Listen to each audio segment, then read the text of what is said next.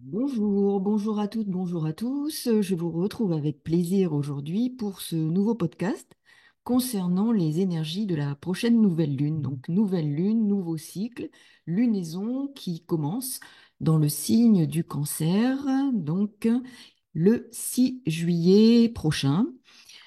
La lune et le soleil seront donc en conjonction dans le signe d'eau, signe cardinal, signe du Cancer à 14 degrés 23 minutes d'arc du signe du Cancer.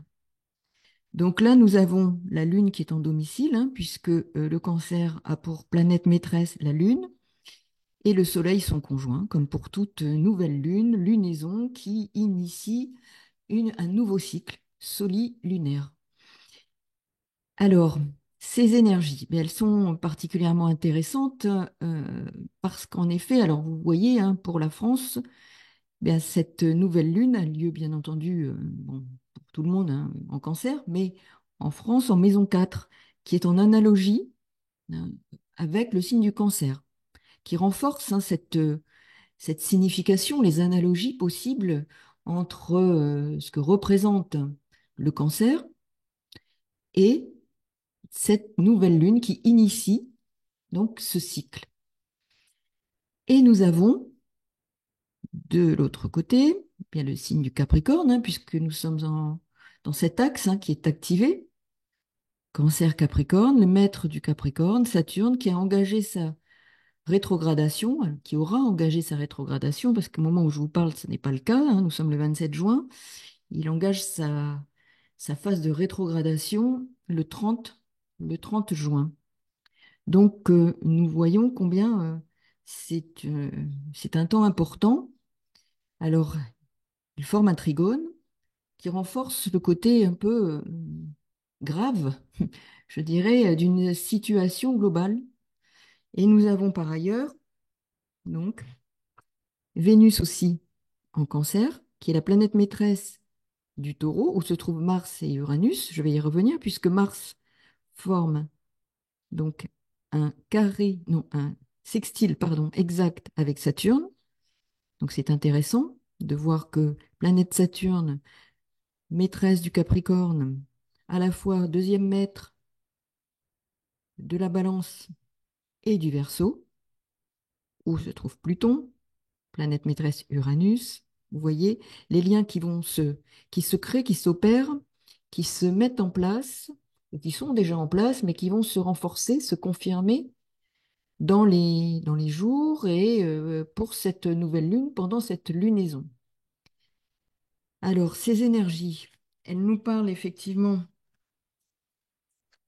de besoins de repli, de besoins de sécurité surtout, hein.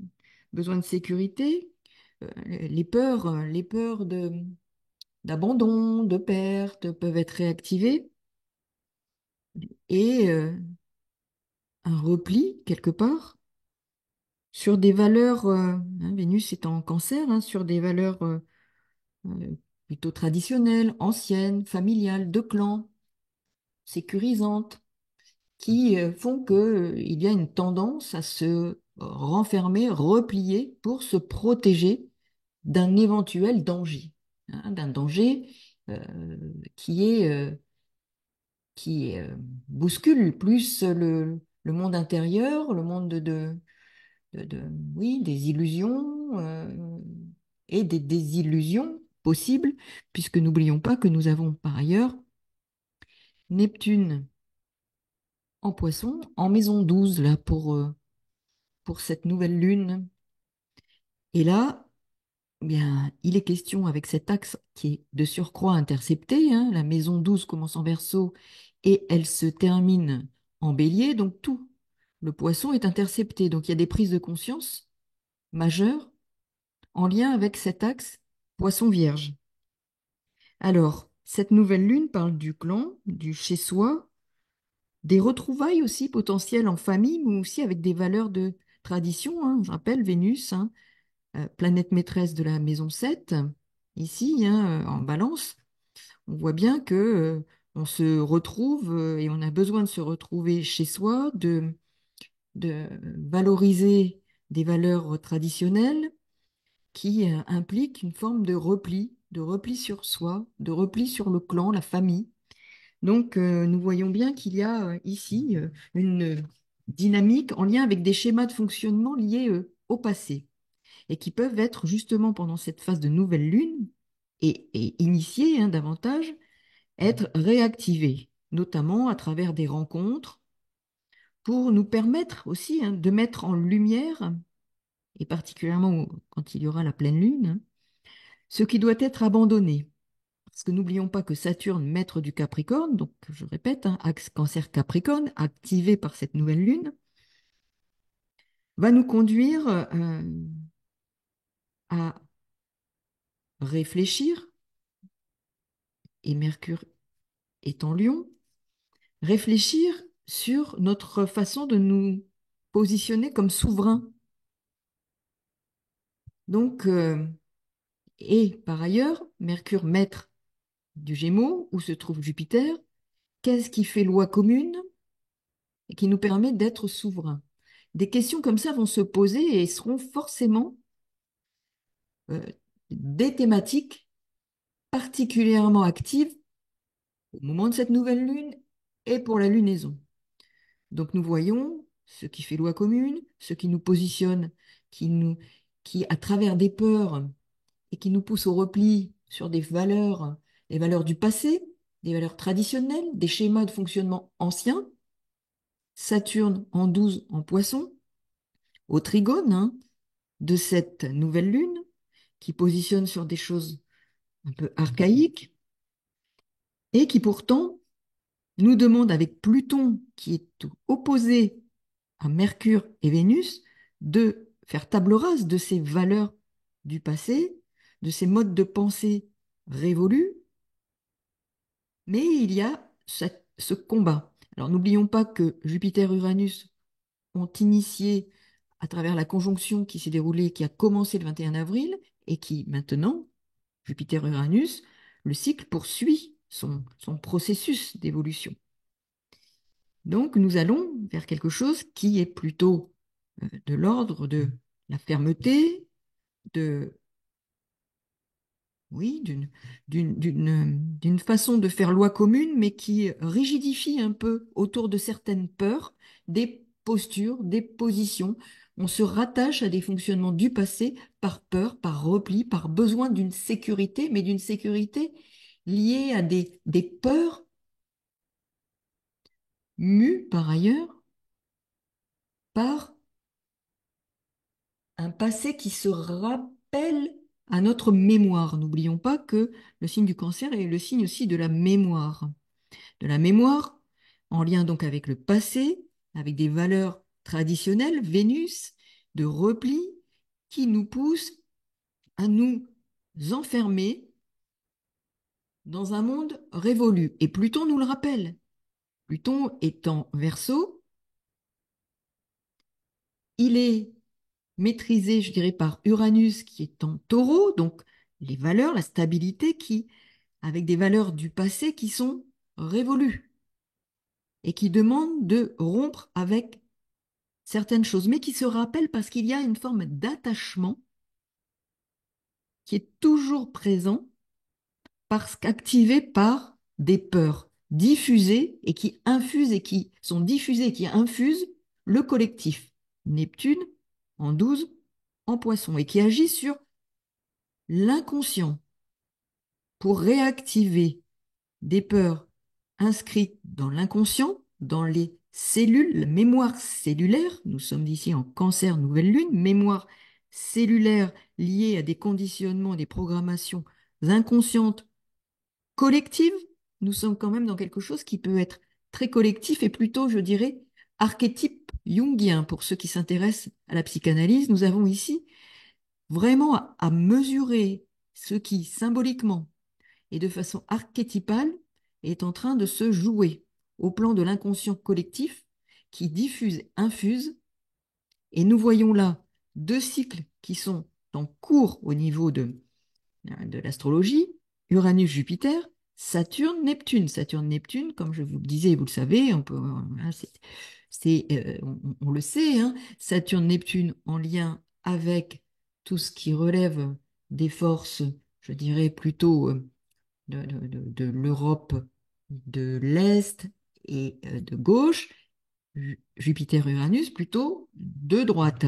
Et donc là, nous avons ce cycle qui a commencé et qui sera rattrapé à un moment donné, plutôt en 2025 et puis 2026, par cette conjonction Saturne-Neptune en bélier. Mais pour le moment, Saturne-Neptune sont appliquants, alors que Jupiter-Uranus, la conjonction s'est déjà formée et elle débute, alors que Saturne-Neptune est en fin de cycle pour entamer un nouveau cycle, début 2025 et puis 2026.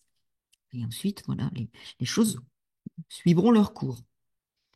Donc nous avons ici une nouvelle lune qui est particulièrement intéressante et ici, Saturne-Neptune nous indique de leur côté avec cette conjonction applicante, hein, qui n'est pas, qui se termine, mais qui va avoir en plus avec ce Neptune, je dirais, dominant, hein, vous voyez que c'est la planète dominante, hein, elle est collée à la cuspide de la maison 1, donc c'est vraiment, elle est en 12, mais collée à la cuspide à moins d'un degré de la maison 1.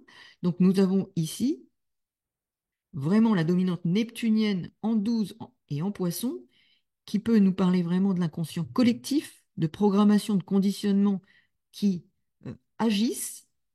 Et nous avons ici Mars en taureau, au sextile exact de Saturne, qui affermit les positions, qui peut être effectivement source de rigidification et qui nous parle notamment de schémas dont il faut prendre conscience, en fait, pour se libérer, sans libérer. N'oublions pas que par ailleurs, Uranus est au sextile de Vénus et Uranus au trigone de Pluton, planète maîtresse Uranus du Verseau. Nous sommes là dans une phase où il est nécessaire, face à des comportements du passé, des schémas de conditionnement, des programmations anciens, voire des valeurs traditionnelles, de faire table rase d'un mode de pensée, de peur, pour nous défaire d'attachement. Et là, nous sommes dans l'axe Taureau-Scorpion avec Mars-Uranus, nous libérer d'attachements, nous rompre avec des attachements, des valeurs du passé qui sont révolues, dont il faut faire table rase pour nous libérer, pour nous défaire et engager un processus d'évolution personnelle et collectif. Tout est en lien. Le collectif est à l'image de ce que nous vivons chacun intérieurement. Chacun a des situations personnelles, et vous pouvez les identifier dans votre vie, qui vous demande de vous libérer de fonctionnements anciens, de faire le tri avec des objets du passé, avec des conceptions du passé, avec des attachements du passé, qui ont eu un intérêt, qui ont été nécessaires, mais qui aujourd'hui, pour votre évolution, notre évolution, nous demande de nous en défaire. Et nous projetons vers l'extérieur ce que nous avons à l'intérieur. C'est aussi ça. Ce que nous dit cet ascendant, par exemple, en bélier, axe bélier-balance, planète maîtresse de la balance, Vénus en cancer, planète maîtresse du bélier, Mars en taureau. Il faut se défaire de valeurs révolues, rompre avec certaines valeurs, faire le tri, Saturne, Neptune en maison 12, rompre avec des conditionnements du passé qui se manifestent et se matérialisent dans notre existence. Et comment concrètement, avec ce Saturne qui est là, concrètement, que faisons-nous dans notre existence? Concrètement, hein, il nous demande de vérifier ce que nous sommes capables de faire pour nous défaire, faire pour nous défaire d'attachement. Mars en taureau, hein, exactement sextile à Saturne. Comment faisons-nous pour nous défaire de fonctionnement du passé afin d'intégrer un mode nouveau d'action qui nous libère de certaines valeurs qui sont devenues obsolètes puisqu'elles ne sont plus que des valeurs inscrites dans un passé fait de peur, de traditions qui n'ont plus lieu d'être puisque tout doit évoluer et nous permettre d'accéder à un plan de conscience nouveau. Pluton, Verseau, pour une humanité, je dirais, nouvelle, une façon d'être humain nouvelle, prise de conscience et aussi, bon, ça c'est sur un autre plan, je veux dire, contacter un être humain différent à travers un plan de conscience différent. Donc cette nouvelle lune nous donne beaucoup d'indices sur ce vers quoi l'on va tendre, sur les risques et aussi ce que ces risques ou ce que ces situations disent de nous et de la nécessité de transmuter, de transformer, de rompre avec des valeurs et non pas, alors elles vont être aiguisées pour nous permettre de les voir, d'en prendre conscience afin de rompre avec des fonctionnements. Et il y aura certainement un passage beaucoup plus critique afin justement que nous ayons fait l'expérience, et c'est Saturne aussi là, fait l'expérience concrète de ce que représentent nos attachements encore très, très prégnants dans notre existence, afin de nous permettre de prendre conscience qu'il faut rompre avec ça, que ce n'est plus, que c'est un attachement au passé qui nous retient alors que il est question de couper, de rompre, de se libérer, de s'émanciper de ces valeurs pour aller vers quelque chose d'un renouveau. Et n'oublions pas que Pluton est rétrograde. Donc, et il va revenir 2 mois en Capricorne, octobre-novembre. Il termine ce travail de nettoyage. Donc, nous voyons bien que ce qui est en train d'arriver pour les uns ou les autres, et globalement pour la société, hein, nous ramène à nos peurs du passé, inconscientes ou conscientes, hein, à des conditionnements, des programmations de société, mais dans lesquelles chacun individuellement se retrouve pour générer des fonctionnements, des modes de pensée, des modes de relation empreints de peur presque, je dirais, infantile, hein, qui sont réveillés en nous et qui nous parlent effectivement de peur de ne pas pouvoir subvenir à nos besoins, hein, des questions de sécurité intérieure. Alors, la sécurité intérieure au niveau, si on va sur le plan astrologie mondiale, sécurité dans notre pays, dans le pays, dans les pays, avec une résurgence de positionnements stricts, durs et qui peuvent enfermer, nous replier. Donc ça, c'est important. Et d'avoir en tête que quand même Jupiter, planète maîtresse du Sagittaire, hein, qui est censé, et là on voit bien que c'est en maison 9, hein, d'ouverture des horizons, le maître c'est Mercure, et Mercure se trouve en Lion, donc c'est la souveraineté, c'est l'autorité, c'est voir le despotisme parfois, hein, en se disant, voilà, j'affermis ces positions, et nous avons ici un risque de structuration autour de rigidification de la pensée, du positionnement. Donc le risque est de se réfugier dans d'anciens schémas de pensée transmis par des conditionnements, des programmations liées à une sorte de tradition, de clan, de famille, hein. Et là, Pluton, opposé à Vénus et Mercure, nous demande de faire table rase de ces schémas de pensée, de ces schémas transmis comme des traditions, afin de nous rendre plus autonomes. N'oublions pas, hein, c'est aussi Mars en taureau et Lune en cancer. De quelle autonomie s'agit-il? Une autonomie, une maturité à acquérir plus grande. Et Saturne est là, au trigone, pour nous parler de cette maturité émotionnelle, de cette maturité. Donc, de nous libérer de contraintes imposées par une sorte de tradition, de programmation, comme des croyances qui font loi en quelque sorte et qui deviennent souveraines. Donc, Jupiter en Gémeaux, c'est aussi euh, je dirais, ce qui fait loi. Planète maîtresse Mercure en Lion, ce qui fait loi, la souveraineté. L'inconscient, là, de la tradition, une forme de loi qui se pose et qui se pose comme souveraine pour, à la fois, maîtresse planète, enfin, le soleil maître du lion, en cancer. Vous voyez, tout se recoupe pour nous ramener à un positionnement voire infantile, avec des peurs, des besoins de sécurité, de repli. Donc, et à la fois, Pluton nous incite à nous libérer de ça, à rompre avec ça, et Saturne de devenir plus mature et de ne plus craindre, parce que Saturne est là aussi et Pluton pour réveiller des peurs. Mais ils sont là pour les mettre en avant afin qu'il y ait des prises de conscience, et c'est l'axe 12-6 qui est intercepté, pour prendre soin de nous et du collectif à travers des prises de conscience majeures liées à des schémas, des conditionnements du passé, mais qui auront des effets dans nos vies individuelles. Regardez ce que vous vivez et vous verrez qu'il y a des réveils, des sursauts de peurs infantiles à travers des situations potentiellement familiales, relationnelles, auxquelles vous êtes confrontés et qui, en miroir aussi, peuvent se traduire par des réactions collectives.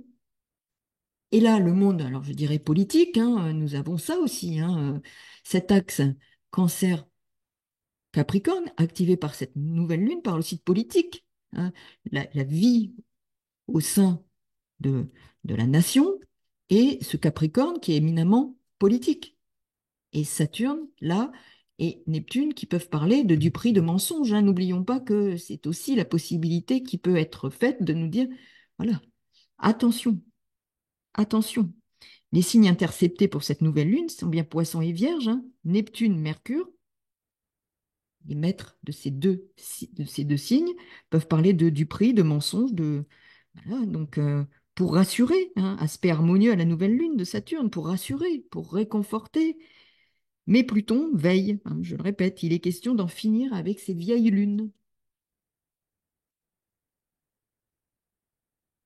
N'oublions pas aussi que Uranus, donc, qui est en Taureau, planète maîtresse Vénus, et Jupiter, planète maîtresse Mercure, sont ici particulièrement concernés. Vénus, je le répète, est en Cancer. Il nous ramène à ce repli relationnel, à ce besoin de sécurité extrême, fondé sur des peurs infantiles, besoin de maturité, de grandir, de se séparer d'anciens schémas inscrits dans un collectif ou dans le clan ou dans la famille ou dans la nation. Donc ici, nous avons quand même un autre point important, Uranus au trigone de Pluton, même si c'est un trigone dissocié, l'on peut néanmoins dire que ces deux planètes se soutiennent pour en finir avec des carcans. Cette nouvelle lune veut, de l'autre côté, par besoin de sécurité, elle, conserver ces carcans, qui ne sont pas vécus comme des carcans, mais comme des forteresses de protection, par peur. Et donc, regardez dans vos vies ce qui fait forteresse, ce qui vous enferme, à travers le thème notamment que vous avez, hein, besoin d'explorer donc les thématiques dont il s'agit au plan personnel. Donc ça, c'est important.